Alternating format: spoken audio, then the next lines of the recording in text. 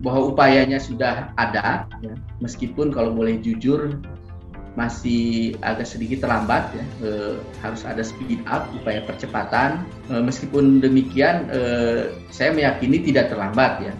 Artinya bahwa krisis air di 2050, kemudian tenggelamnya sampai jutaan hektar itu hanya model saja, ya. Mudah-mudahan ya sekarang belum terlalu cepat, nah nanti bisa lebih cepat lah kayak maraton gitu ya. Resiko dan bencana itu adalah masa depan yang tidak bisa kita tolak. Itu yang mau kita katakan. Dan setiap masyarakat, setiap bangsa mesti siap untuk menghadapi situasi seperti ini.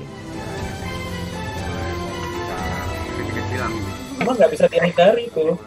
Ya artinya kan masyarakat harus adjust ya, harus adopt dengan situasi yang ada. Tapi memang ya tentunya masyarakat juga harus memahami bahwa yang dialami masyarakat sendiri itu adalah dampak dari kegiatan manusia sendiri.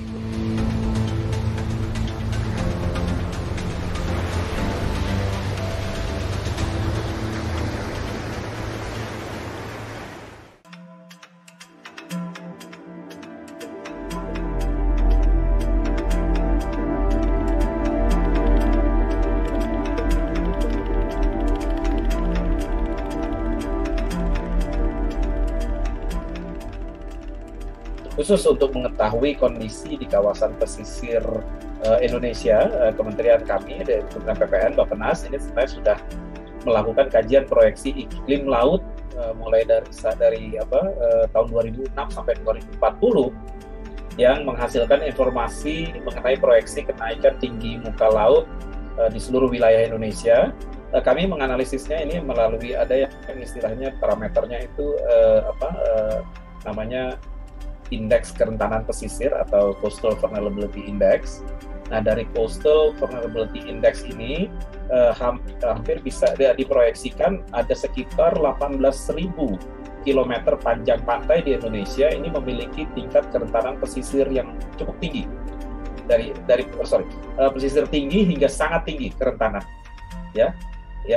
Yang tersebar tentunya wilayahnya, nggak semua wilayah juga ya, tapi ini tersebar dan terutama di wilayah pulau-pulau yang pulau-pulau kecil terutama. Nah, dampak dari peningkatan tinggi muka laut ini dan kondisi pesisir yang sudah makin belakangan ini makin rentan, nah itu diantaranya tentunya bisa mengakibatkan penggenangan ya di berbagai wilayah, terutama di kawasan pesisir, termasuk juga ini peningkatan frekuensi banjir rob dan abrasi pantai. Ini pasti dampaknya akan ke sana.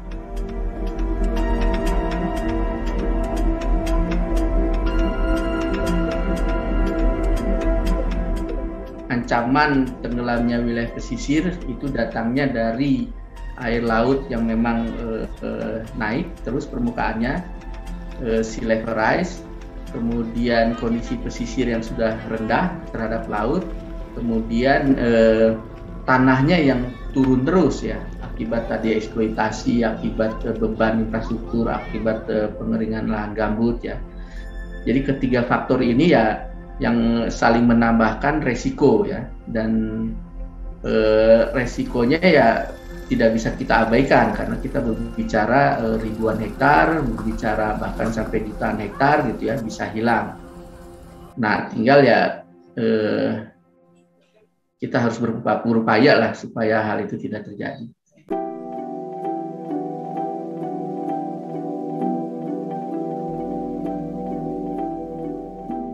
Nah, penurunan tanah di pesisir itu nilainya cukup besar dibandingkan dari kenaikan muka air lautnya ya. Turunnya bisa sampai 10 cm per tahun ya, bahkan di beberapa lokasi ada yang 20 cm per tahun. Berarti dalam 10 tahun aja kita berbicara 1 meter hingga 2 meter penurunan tanah. Nah, kita tahu tadi bahwa elevasi dari pesisir itu sudah cukup rendah. Nah, berarti kan ada masanya bahwa pesisir itu akan berada di bawah laut. Ya. Nah, sehingga itulah potensi tenggelamnya pesisir di Nusantara ya.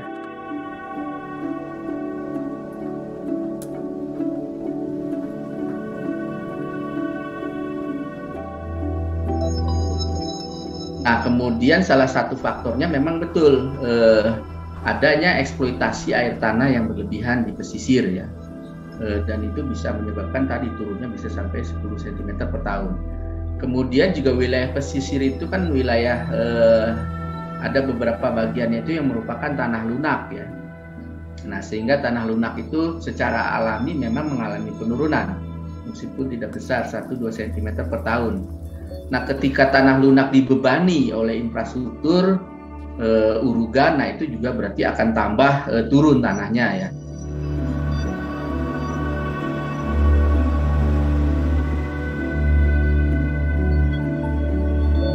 Betul ya, jadi tadi efek pembebanan ya dari infrastruktur dan urugan itu akan nambah turun ya. Meskipun kalau kita cermati nanti biasanya penurunannya itu 1 hingga 2 cm ya. Dan ada maksimum kompaksinya lah kalau kita bilang sampai 30-40 tahun ya, sehingga akhirnya nanti efek beban itu akan hilang. Nah, yang tersisa itu ya kompaksi alamiah memang bisa sampai 300 tahunan, dan eksploitasi air tanah yaitu sepanjang dieksploitasi ya itu akan turun juga.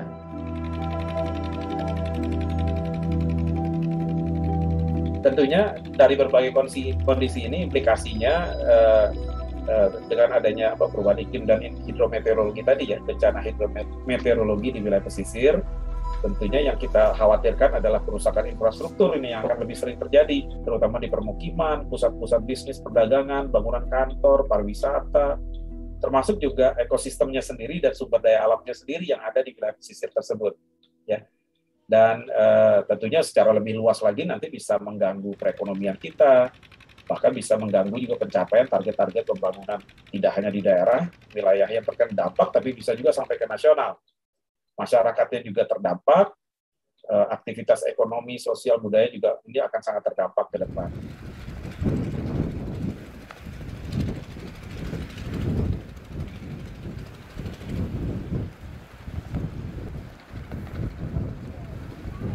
Yang kita sebut dengan masyarakat pesisir itu kan satu, kita katakanlah tanda petiknya, satu satuan sosial yang disebut masyarakat yang memiliki ciri khas tertentu yang namanya masyarakat pesisir itu, yaitu yang pertama-tama adalah ya mereka hidup tergantung dari laut, dan secara geografis bangunan sosial yang mereka bentuk itu memang dipengaruhi oleh budaya laut. Ketika ini berubah ya oleh karena perubahan iklim, oleh karena meningkatnya risiko akibat bencana yang sekarang terjadi ya kan. Nah, ini tentu akan mengubah bukan hanya ekonomi tapi juga nanti bagaimana pola relasi mereka dengan alam itu juga pasti akan berubah itu.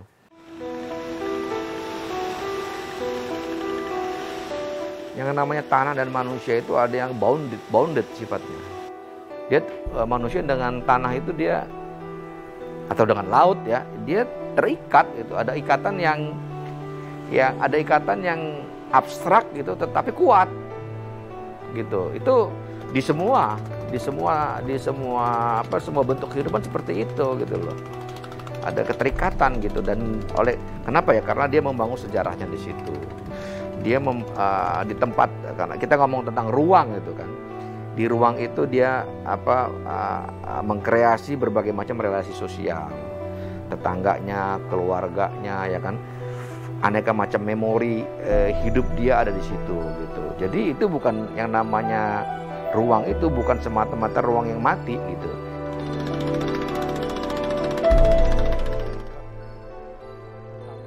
Jadi ketika orang mau dipindah itu bukan mudah, karena apa? Karena dia mesti meninggalkan seluruh pengalaman sosial dia yang dia sudah bangun berpuluh-puluh tahun di situ gitu. Jadi nggak mudah itu. Jadi nggak bisa kita gunakan pendekatan yang keras, pendekatan serba paksa.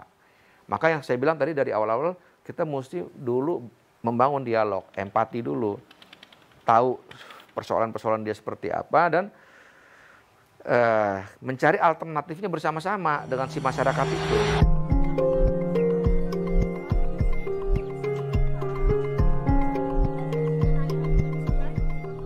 Masyarakat di wilayah pesisir itu harus meninggikan rumah mereka tiap 5 tahun sekali gitu ya, setinggi 1 meter bahkan lebih gitu ya. Bahkan yang sudah ada yang sekarang tuh ditinggikan karena sudah tahu bahwa ini tanahnya akan turun dan mereka merasa akan aman 10 tahun ke depan gitu ya. Dan pemerintah juga secara sendirinya juga menaikkan jalan-jalan gitu ya, sehingga akhirnya banjir roobnya untuk sesaat hilang gitu ya.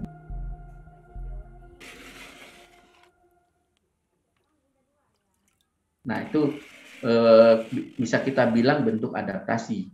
Nah sebenarnya nanti ada upaya yang lebih efektif. Kalau tadi kita bicaranya bahwa urusannya penurunan tanah itu dominasinya dari eksploitasi air tanah. Nah, kalau kita bisa mengurangi atau mengendalikan bahkan menghentikan eksploitasi air tanah, nah itu sebenarnya bentuk mitigasi ya yang bisa kita lakukan.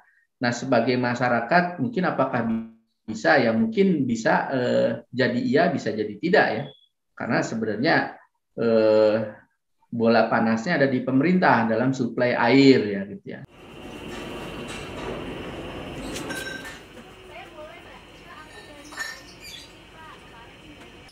Cetek banget Pak ya. Permasalahan ini datangnya dari problem water management ya. Tadi diawali dari sanitasi yang buruk, kemudian budayanya juga yang kurang bagus sehingga akhirnya sumber-sumber air menjadi buruk gitu ya, sehingga orang berlomba eksploitasi air tanah, akhirnya tanahnya turun, kemudian di satu sisi juga ada sea level rise-nya. Jadi problemnya itu sebenarnya water management. Berarti solusinya apa? Solusinya juga water management yang lebih baik.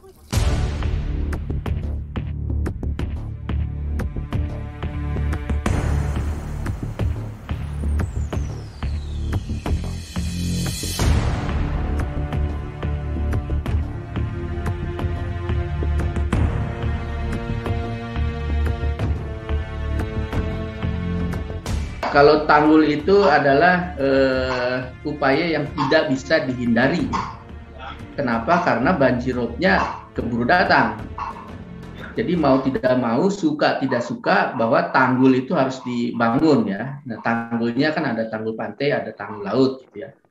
Nah, kemudian tanggul itu memang bukan solusi permanen. Kenapa? Karena tanggulnya ikut turun dengan tanah sekitarnya ya. Sehingga kalau kita lihat di Jakarta saja ya, tanggul itu hanya bisa memproteksi 10 tahun. Ya. Setelah 10 tahun ditinggikan lagi. Kemudian setelah 10 tahun berikutnya ditinggikan lagi. Sehingga di Jakarta itu sudah 3 bahkan 4 kali peninggian tanggul. Nah, apakah kita merasa cukup dengan hal itu? Ya, kalau merasa cukup ya silakan. Tetapi kalau saya rasa ya meninggikan terus tanggul juga akan menambah resiko ya. Balik lagi kita harus memperhatikan bagaimana substitusi dari air tanah ya, bagaimana mengurangi atau mengendalikan eksploitasi air tanah ya. Jadi sekarang tanggul itu ya bisa dibilang penahan rasa sakit ya, tetapi apakah kita mau terus sakit? Nah itu pertanyaannya ya.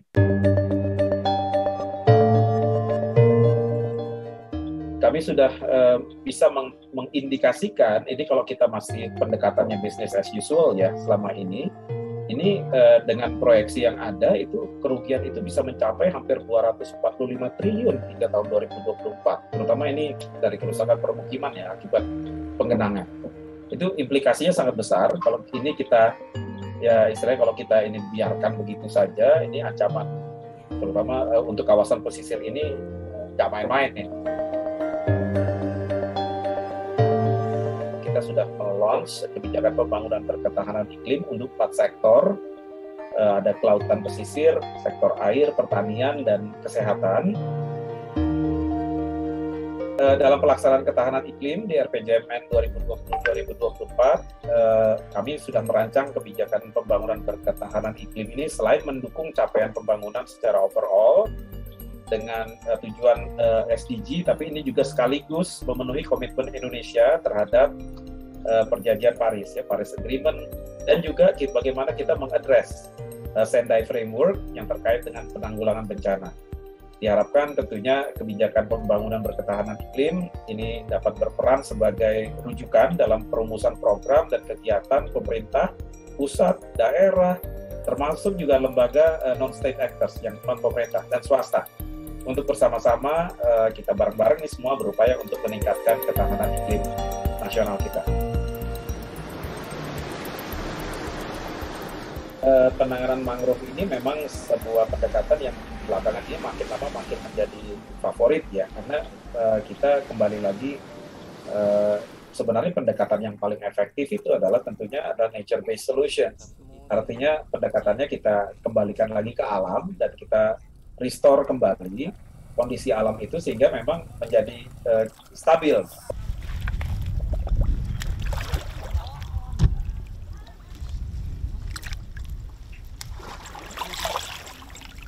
Terlalu parah lah, bakal santapannya kambing-kambing jahat.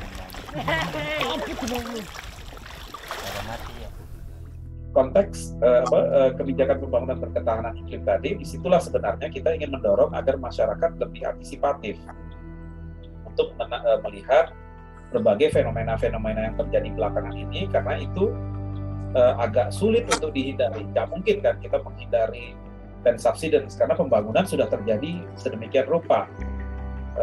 Itu ya harus dihadapi oleh masyarakat. Tentunya ada beberapa measures untuk mengurangi ya, misalnya kita kurangi betul untuk penyedotan air tanah misalnya. Itu salah satu measures yang bisa dilakukan. Tapi tetap masyarakat harus bisa antisipasi ke depan.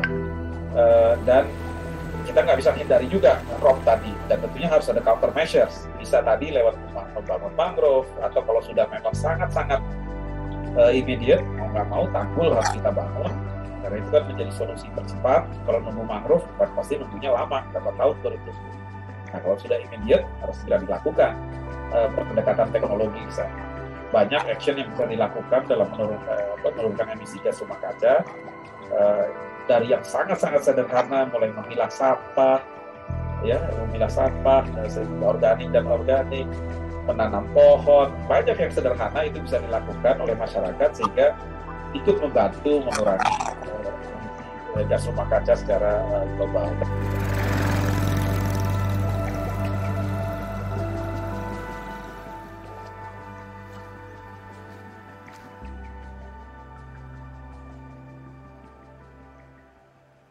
Ya kita mesti lihat ininya, level of risk-nya. Apa hierarki resiko di tiap komunitas itu kan berbeda-beda. Ya untuk yang misalnya saya baca satu penelitian di Demak, nelayan Demak itu mereka betul-betul karena akibat gelombang yang terus-menerus gitu ya, selama satu musim mereka sama sekali nggak bisa mendapatkan nafkah. Nah itu memang harus ada strategi lain bagaimana menggantikan sumber mata pencarian mereka yang sangat bergantung kepada laut dengan mata pencarian yang lain gitu. Nah, tanpa meninggalkan habitat dan ekosistem mereka sebagai masyarakat pesisir. Nah, itu yang mesti dicari formulasinya. Gitu. Disitulah saya kira memang sensibilitas dan kebijakan lingkungan itu penting.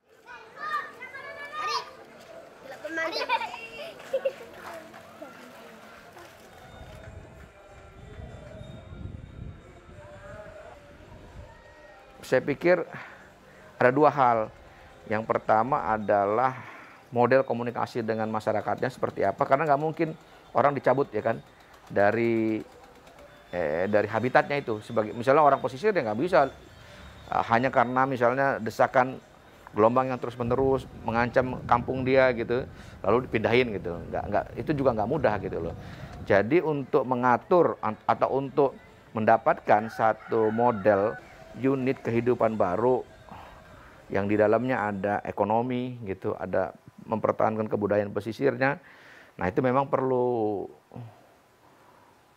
dialog antara pemerintah dengan komunitas-komunitas itu gitu loh. Dan itu mesti dari sekarang menurut saya.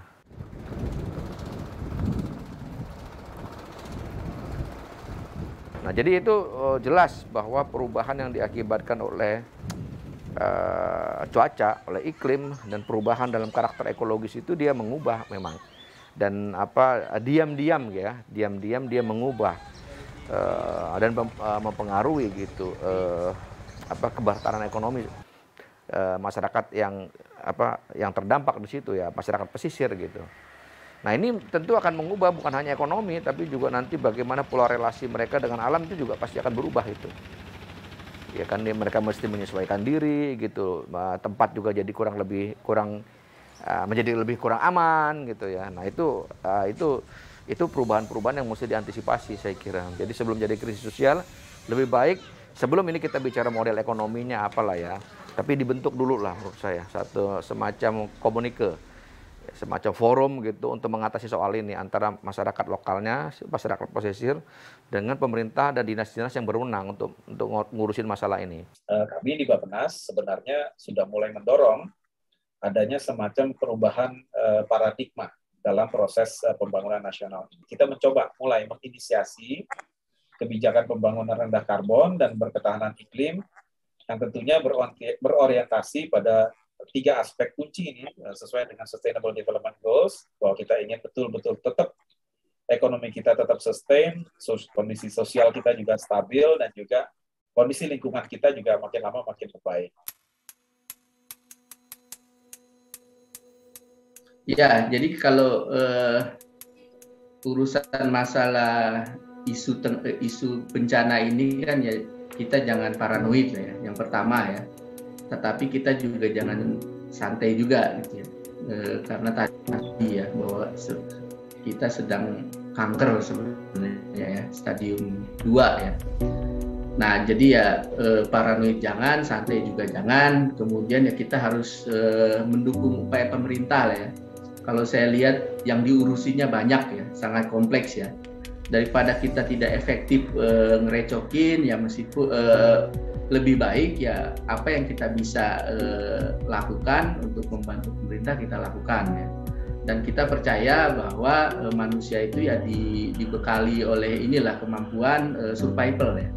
Jadi pada waktu yang tepat semuanya akan tepat, semuanya akan baik-baik saja ya. Mudah-mudahan. Kalau dibilang terlambat, ya mungkin memang terlambat, tapi tentunya harus segera diatasi. Makanya saya bilang better late than never kan. Ya udah, mulai saat ini ya kita harus address ini secara serius. Pemerintah Indonesia serius ini untuk urus ini. Bahkan udah jadi prioritas nasional. Pak Presiden sudah bicara di mana-mana. Beliau sangat concern dengan climate change ini, dan itu ya harus diaddress secara cepat dan tepat ini langkah-langkah.